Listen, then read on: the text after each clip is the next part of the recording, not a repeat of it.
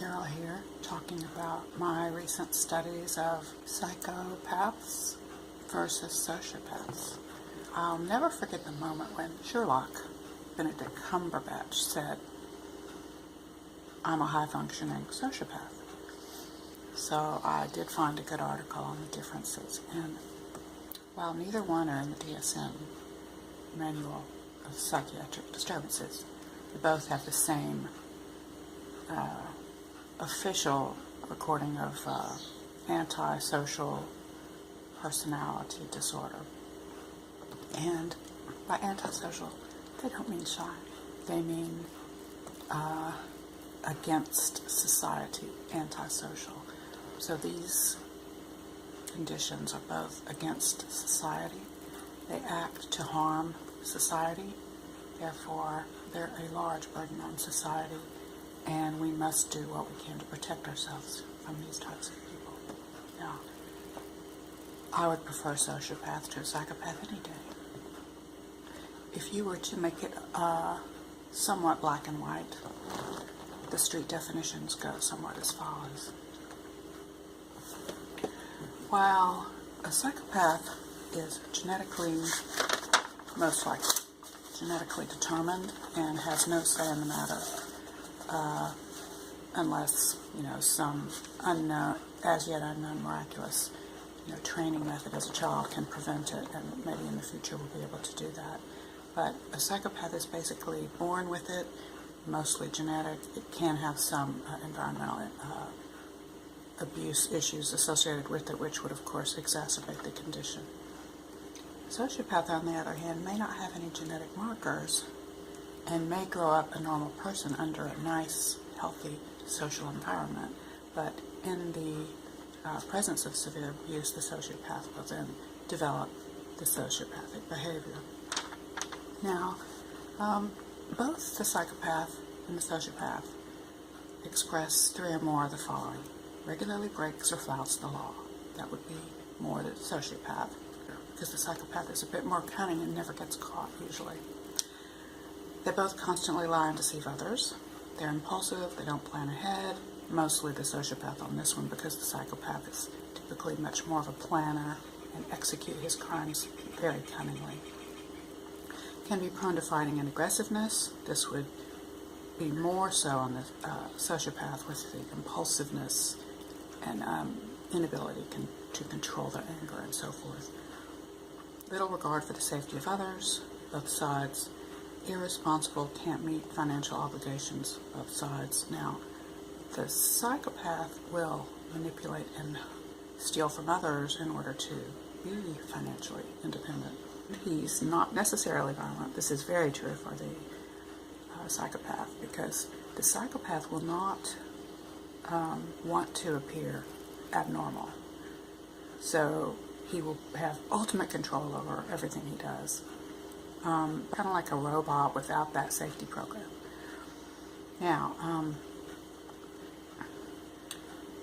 going along the lines of a psychopath only, they have few and no emotional attachments. Doesn't feel remorse or guilt. They're often seen as charming and trustworthy. They're well educated sometimes, and most of the time, I guess, because, they make their way up to high levels. It's possible that they could lie about their degree, though. They have well planned out crimes with no guilt or shame. They control their bodies with such skill, and by that I mean their body language and their facial expressions, so that even lie-detecting police people will not be able to detect their lies, and also lie detector machines won't detect it, because it's almost like they believe the lie themselves as they tell it. Their body does not react with that shame and guilt, which is, what sets off the lie detector test. There's cognitive dissonance within the mind. You say one thing, but your mind knows that it's not true, and your mind says the other, and you've got cognitive dissonance going on in your brain, and that makes the pulse rate change and so forth. And this doesn't happen in the psychopath. They experience no guilt, and then the danger is that the psychopath can dissociate from his actions, and he has no emotional involvement. The sociopath, on the other hand, is usually caused by physical, emotional, and/or childhood trauma. They act impulsive and erratic. It can also be caused by head injuries. They don't really appear as normal. They're not really educated or stable. They're not stable enough to be educated. They can't like stick with a degree or find a way to go to school. They're very impulsive with their crimes and reckless, and they get agitated and angered easily. They may have some guilt and remorse or deep inner shame, and they're often, both of these are often affected by drugs, alcohol, and prison.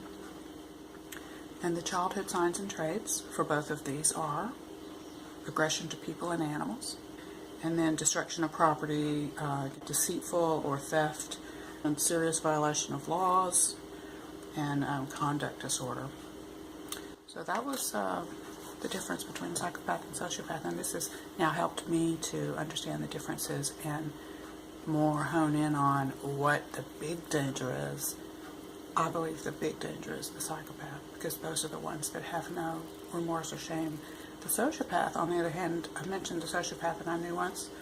That person is now not a sociopath because they've grown up and he's become very wise and worked very, very hard with therapy and a pure intent to be a better person. And I really admire that person, even more so than, say, a non-sociopath that never changed.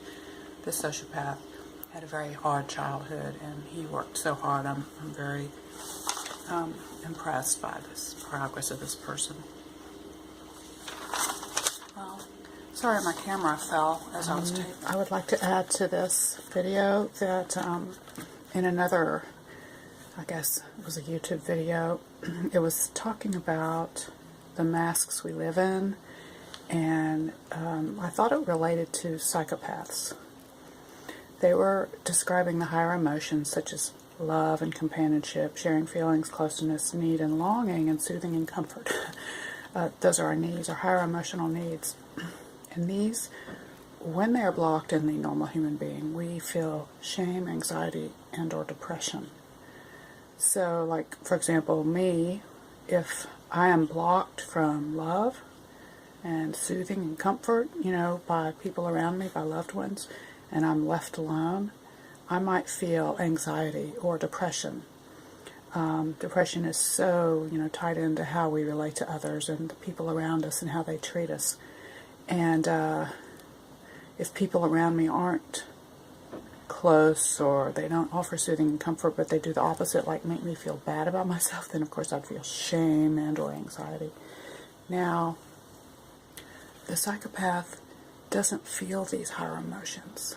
It's almost like either the connections are cut. They have the parts in the brain, but they're not activated. Like if you look at a psychopath in an MRI, the studies that I've read and seen, it shows that these higher emotions are not activated. Now, are there people out there activating these brains with transcranial magnetic stimulation?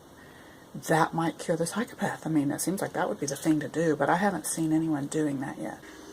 And in fact, some methods these days are using a way to treat psychopaths, knowing that they can't change their brain structure. They can't change the fact that these people can't feel emotions, certain emotions. They're training them that they'll get ahead more if they follow the rules of society and don't hurt people.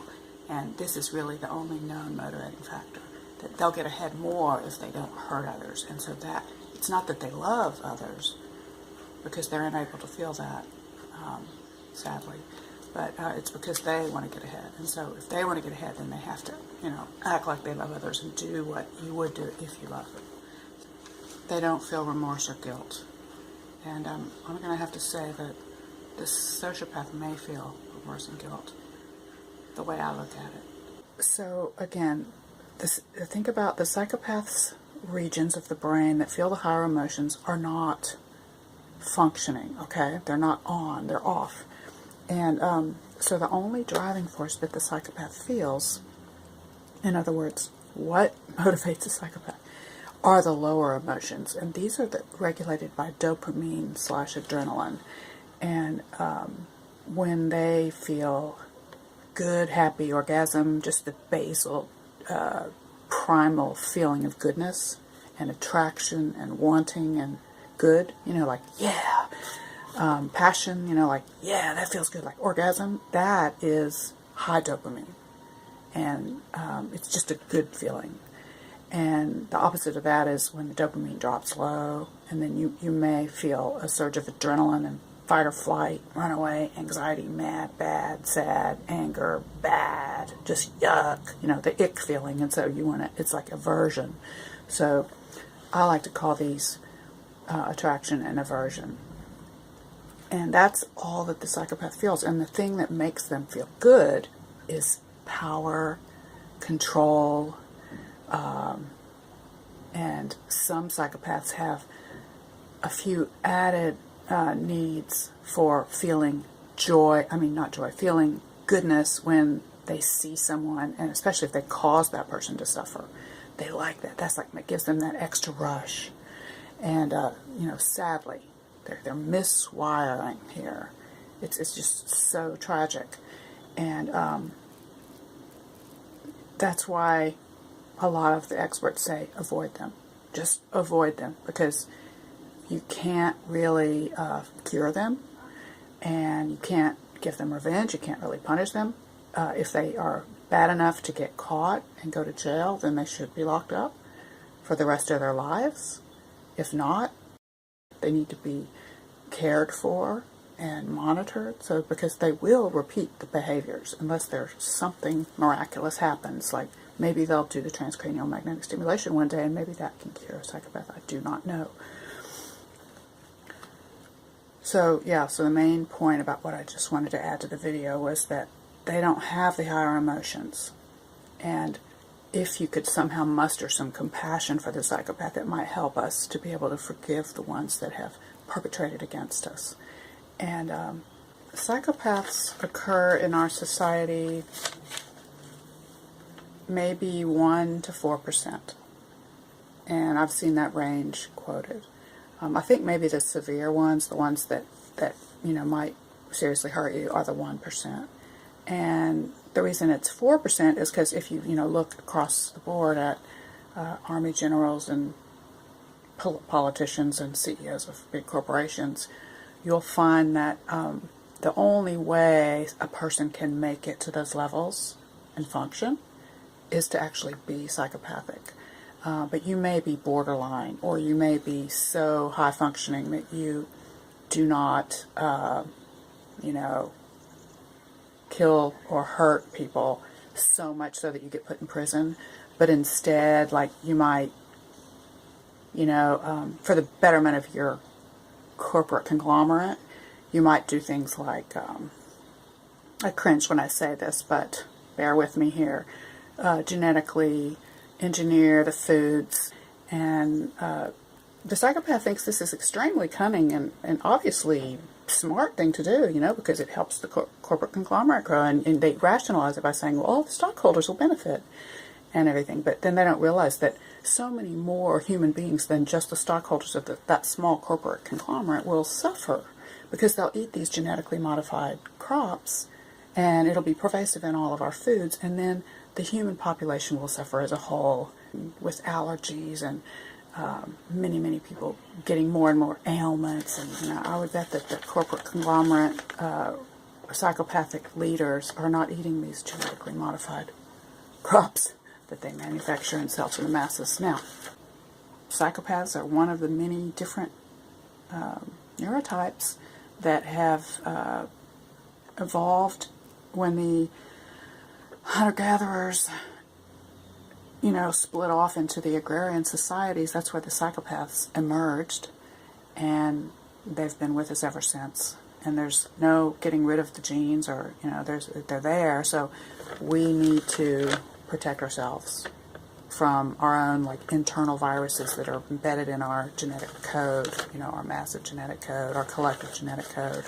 Oh, and one more and really important thing about what type of women do male psychopaths stalk?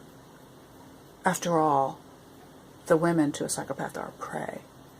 And we're talking women who they want to marry so they can, do their thing, their psychopathic thing. And they target professional women, but they have to target, think about it, they have to target someone that has something that they want. So why would they want to target someone that had no money, or that they would have to support? No, they want to target someone that'll support them. So the female victims of psychopaths that are seeing psychiatrists now, and this is, I just got this from watching some videos online, are professional women that have degrees and are very good at their jobs.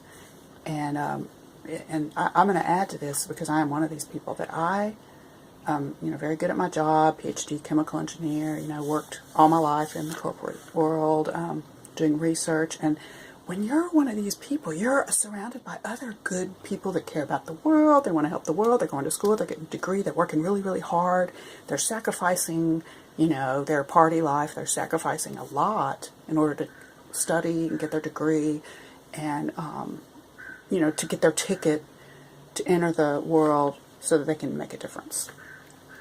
And so you're going to be around good people, non-criminals, non-sociopaths, for example. Another property of these professional women that happen to be victims of psychopaths are that they are very empathetic and kind, and they give a lot to the relationship, and they very much want to help you. If the psychopath will tell them a story about their abuse as a child, I'll feel empathy, and I'll feel like, oh my God, I can't believe you had to go through that, and I'll empathize, and I'll want to help them, and I'll want to, if they ever do something that rings of that abuse, I'll think, oh, I'll forgive them, because they were abused, so they're going to have problems, but I'll try to help them and even try to fix them, But those are the main two properties of the victims, so I thought that was important to note, because it further elucidates the nature of the psychopath and what type of targets he seeks. Thank you very much for listening, and peace and love and happiness and success to you.